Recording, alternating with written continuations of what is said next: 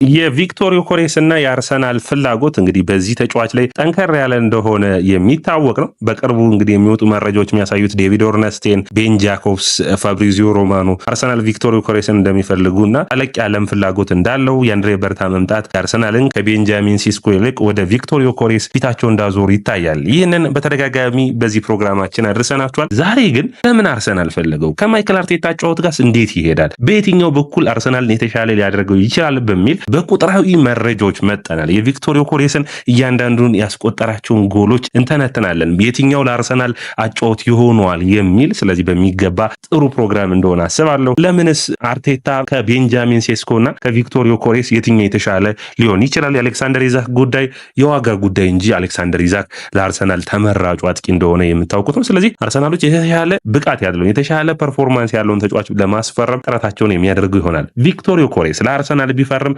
ምን ይሰማችኋል? እውነት ከገብርኤል ሄሱስ ከካይ ሃቨርትዝ የተሻለ አጥቂ ይሆናል ወይ? ምን ትላላችሁ? ኮሜንት መስጫ ቦክስ ላይ አስቀምጡልኝ። ይህ ያያ ስፖርት ነው።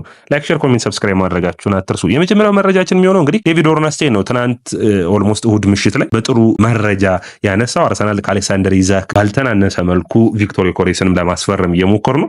ቤን ጃኮብስ ወጣና ደግሞ አርሰናል 100 ሚሊዮን ዩሮ ሳይሆን መክፈል የሚጠበቅበት 70 ሚሊዮን ዩሮ ነው። አሁን ይህ ዋጋ ነው 70 ሚሊዮን ዩሮ ማለት አርሰናል ቤንጃሚን ሴስኮን ቢያስፈርም ቢፈልግ 70 ሚሊዮን ዩሮ ነበር የሚያወጣው። ስለዚህ ተቀራራቢ ነው። አሁን ልምድ ያለው ቪክቶር ዮኬሬስ ወይስ ልምድ የሌለው ቤንጃሚን ሴስኮን ብሎ ማወዳደር ከመድፈኞቹ ይጠበቃል። ልምድ ያለው ቪክቶር ዮኬሬስ ይሻላል ብላችሁ ብዙዎቻችሁ እንደምትሉ ይጠበቃል። ምክንያቱም ያለፈበት የእግር ኳስ ታሪክ የእግር ኳስ ብቃቱ የተለየ ነው። ስለዚህ ቪክቶር ዮኬሬስ ማን ነው ብለን ባጭሩ እንግለጸው። የ26 ዓመት ስዊድናዊ የቀኝ እግር ሜትር ከ84 ቁመቱ የሆነ ተጫዋች ነው። እንግዲህ ስዊድን በሚገርም ሁኔታ አሌክሳንደር ኢዛክም ሌላኛው ተጫዋች ሆኖ ቪክቶር ዮኬሬስም አላቸው። ስለዚህ በዓለም እግር ኳስ ላይ 5 ምርጥ አጥቂ ጥሩ ብትባሉ ኪሊያን ምባፔ፣ ኤርሊንግ ሃላንድን ጠርታችሁ ቪክቶር ዮኬሬስ፣ አሌክሳንደር ኢዛክ እነዚህ ውስጥ የሚካተቱ ናቸው። ላውታሮ ማርቲኔዝን እዚህ ጋር ማካተት የምትችሉ ይመስለኛል። ስለዚህ የስዊድን አጥቂዎች ራሱ የሚገርም ነው። ቪክቶር ዮኬሬስ ባለፈው ዓመትና በዘንድሮ ውድድር ዓመት ምን አይነት ብቃትን አሳየ? እንግዲህ ይህ ተጫዋች ከኮንቨርት ሲቲ በቻምፒዮንሺፑ የመጣ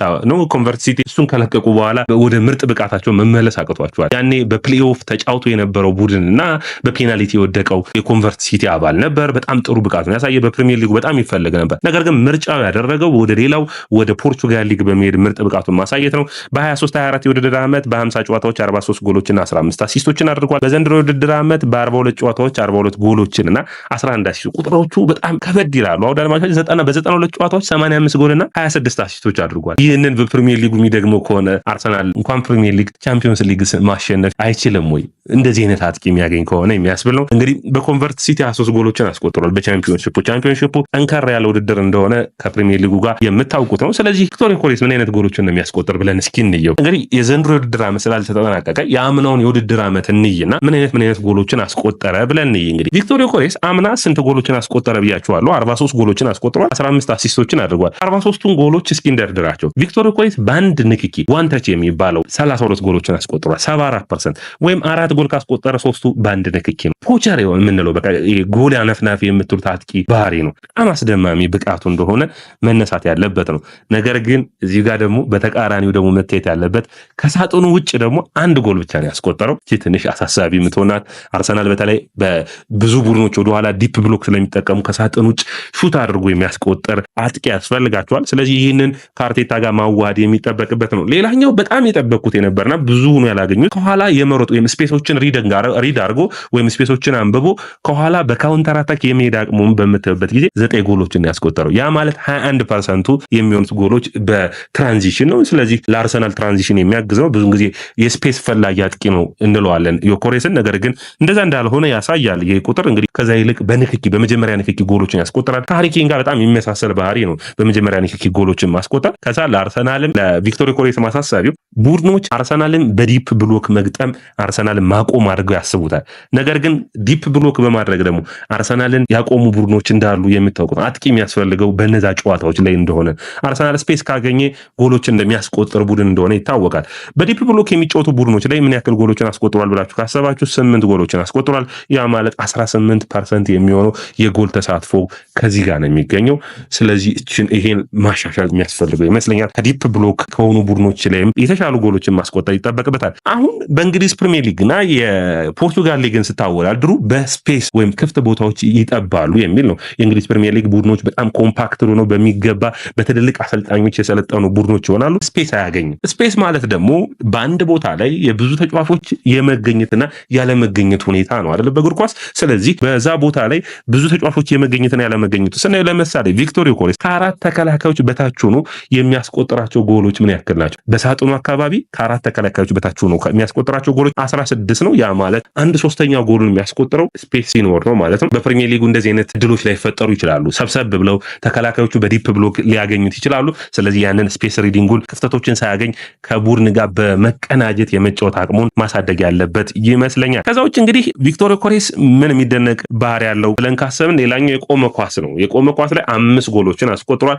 12% የሚሆን ነው። አርሰናል እና የቆመ ኳስ ደግሞ ምንም ጥያቄ የለውም። የቆመ ኳስ ላይ ኒኮላስ ጃቪየር እዚህ ላይ የሚሰሩ ናቸው። ስለዚህ የቆመ ኳስ ላይ በሚገባ ጎሎችን ለማስቆጠር የሚችል መሆን ይጠበቅበታል።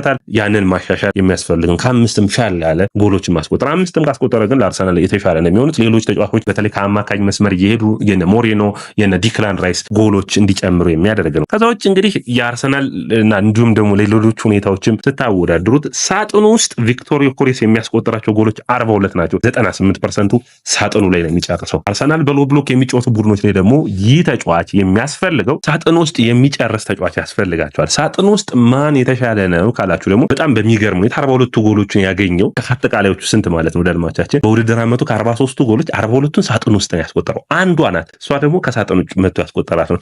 ስለዚህ ከሃሪ ኬን ጋር የሚያመሳሰለው ባህሪ ይሄ ነው። በጣም ጨራሽ አጥቂ ነው የሚያስብለው ይሄ ነው። ስለዚህ ለአርሰናል በሚገባ ማገዝ የሚችል ነው። እንግዲህ ሌሎች ሁኔታዎችን ማየት ካለብን እንግዲህ ተቃራኒ ቡድኖች አርሰናልን ሲገጥሙ ወደ ኋላ መለስ ብሎ በዲፕ ብሎክ ይገጥማሉ። ነገር ግን የኦዴጋርድ ፓሶችን እዚህ ጋር ትጠብቃላችሁ። የትኛው አይነት ፓስ ካላችሁኝ ፒኤስቪ ላይ ኦዴጋርድ በጣም በሚገርም ሁኔታ በፓስ ያደረገው ለካላፊዮሪ ፓስ ያደረገው 7ኛው ጎል የምታስታውሱት ከሆነ ስለዚህ ቪክቶር ዮኬሬስ እድሎችን የሚያገኝ ከሆነ በዋንታች ሳጥን ውስጥ ጨርሶ ጎሎችን ማስቆጠር የሚችልበት እድል ሰፊ ነው። ሌላኛው እንግዲህ የኦዴጋርድን አቅምን ማሻሻል የሚችል ነው። ኦዴጋርድን መውቀስ የሚቻል ከሆነ ከዛ ሁኔታ በኋላ ይሆናል።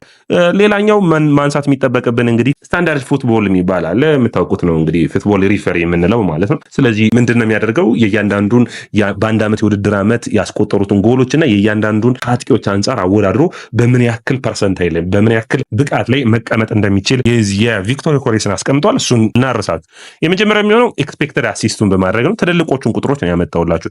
ኤክስፔክትድ አሲስት በማድረግ ማለት ደካማና ጠንካራ ጎኑ ነው የምናየው። ኤክስፔክትድ አሲስት በማድረግ በየጨዋታው 0.25 በጣም የሚገርም አሲስት አቅም ያለው ይህ ማለት 96% ላይ ወይም ደግሞ 4% ላይ የሚያስቀምጠው ነው። በጣም የሚገርም ነው። ሹት አኪዩሬሲ በጣም የሚገርም ነው። ወይም ሹት ክሬቲንግ አክሽኑን በጣም ጥሩ ነው። 3.85 ነው። 95% ላይ የሚያስቀምጠው ነው። ፓስ የማድረግ አቅሙ አሁንም በጣም ጥሩ ነው። 80% ላይ የሚያስቀምጠው የተሳኩ ፓሶችን የሚያደርግ ለአርሰናል አስፈላጊው ፕሮግሬሲቭ ኬሪ ነው። ኳሱን ወደፊት ይዞ የሚሄድ የአርሰናልን ከመከላከል ወደ ማጥቃት በፍጥነት የመመለስ አቅም አለው።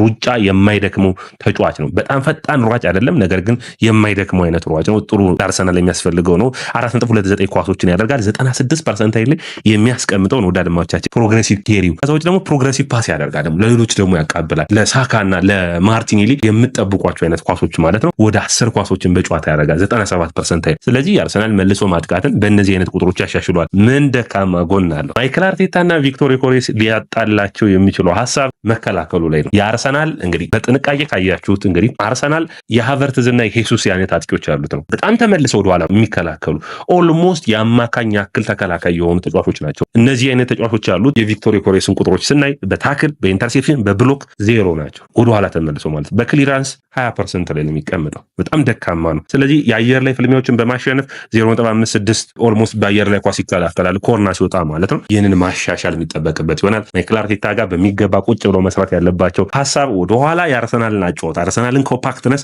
መፍጠር ላይ በሚገባ ሊሰራ ይችላል። ኪፓስ በማድረግ 2.5 ኪፓሶችን በየጨዋታው ያደርጋል። ያ ማለት 99% ያሉ ቁልፍ ኳሶችን የማቃበል አቅሙ። ስለዚህ አርሰናልን ማጥቃት በሚገባ ማሻሻል የሚችል ተጫዋች ነው። ረጅምና ጫጭር መካከለኛ ኳሶችን በሚገባ መስጠት የሚችል ነው። ስለዚህ በአጠቃላይ ስናየው ቪክቶር ዮኬሬስን በእነዚህ ቁጥራዊ መረጃዎች ተመርኩዘን በሙሉ ጨዋታዎችን በሙሉ የውድድር ዓመት ያየሁት አይነት ተጫዋች አይደለም ዳድማቻችን። ነገር ግን በቁጥራዊ መረጃዎቹ ምን ይላሉ ብለን ስናስብ ሳጥን ውስጥ ጨራሽ አጥቂ ነው። ለአርሰናል የማጥቃት ሂደቱ ውስጥ በጣም አስፈላጊ ነው። መልሶ ማጥቃቱ ለአርሰናል ያነሳሳል። ለአርሰናል የሚያስፈልገው ጨራሽ ሆኖ በፕሪሚየር ሊግ የተሳካለት አጥቂ ይሆናል የሚል እድሉ በጣም የሰፋ ነው። ነገር ግን በአርሰናል ጨዋታ ውስጥ መከላከሉን ማሳደግ ይጠበቅበታል። የሚሸፍናቸውን ቦታዎች ደግሞ ስፔሶች ላይኖሩ ይችላሉ። ስለዚህ በፕሪሚየር ሊጉ ስፔሶችን ማሻሻል፣ የቆመ ኳስ ላይ የአየር ላይ ኳስ ኳስ የመግጨት አቅሙን ማሳደግ፣ እነዚህ ላይ ጠንክሮ ሊሰራ ይጠበቃል። ነገር ግን ከብዙ እድሉ ስታዩት ለአርሰናል ኦልሞስት ከ10 በኔ እይታ 8 የሚሰጠው አጥቂ ነው። ፕሪሚየር ሊግ ነው፣ ትንሽ ሊከብደው ይችላል። በፕሪሚየር ሊጉ በምን ቡድኖች ተጫውቶ አልፏል ካላችሁ እኮ ይህ ተጫዋች ከስዊድን ብራይተን ነው የመጣው። ከብራይተን እንግዲህ ለመጀመሪያ ጎሉን ያስቆጠረው በካራባው ካፕ ነበር። ከዛ